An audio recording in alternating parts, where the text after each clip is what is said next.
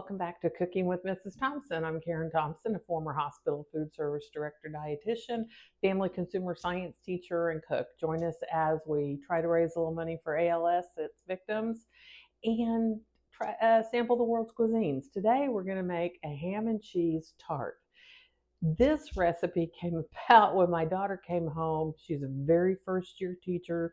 School officially starts Tuesday, but she's like, Mom, Monday they're having a potluck. The teachers are getting together. I don't know what to bring. I can't cook. I got you covered. FYI, you could always take orange juice or something, but when your mom's a cook, I've got her. So we're going to start out with a pre-made puff pastry. Easy so far.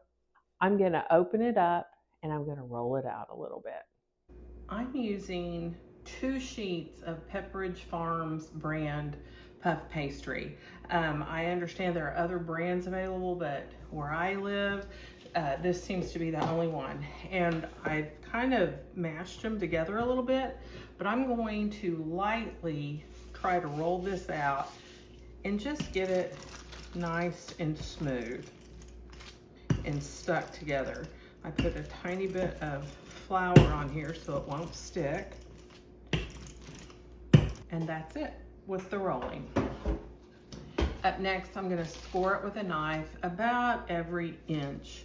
And I'm just going to kind of draw an imaginary line, 2 lines down the center, like so. And I'm just going to cut my puff pastry.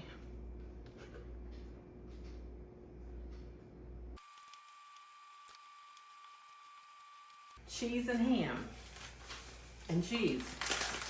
So I'm going to start out, I think, with some grated on the bottom.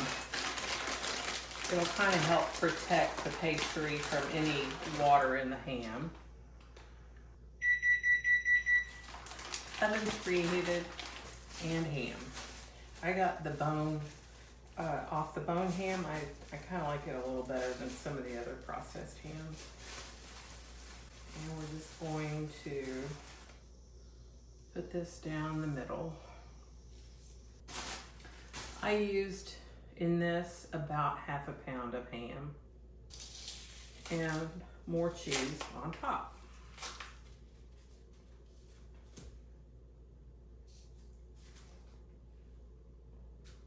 I'm now going to attempt to braid.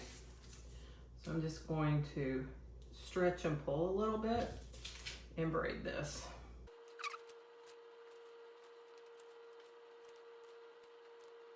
I'm going to slide all this on to my baking sheet and I'm going to brush it with an egg wash. I learned a long time ago in a pinch, if you don't have one of those brushes, a paper towel works. In fact, sometimes I kind of like this better than using one of those brushes. They sort of gross me out. It's like, how do you ever get all of the egg and stuff out of them? Paper towel, I just throw it away. You can see how well this works. Next, I'm gonna top it with everything bagel seasoning because it's a tart for breakfast. All right. It's going into a 400-degree oven, and that's it.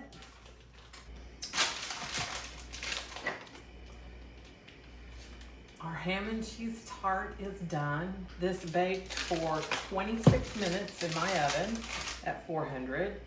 I've let it rest for roughly 5 to 10 minutes. Let's sample it. I'm just gonna cut right in the middle.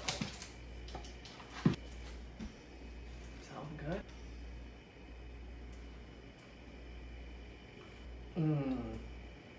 This is so good.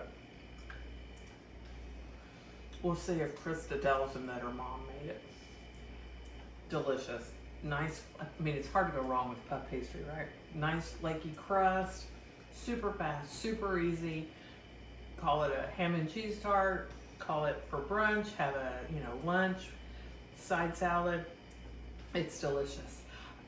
If you like this, please leave a comment. If you don't like it, please leave a comment. Remember, we're trying to raise some money for ALS. You guys have a great day. Like, share, follow. Thank you.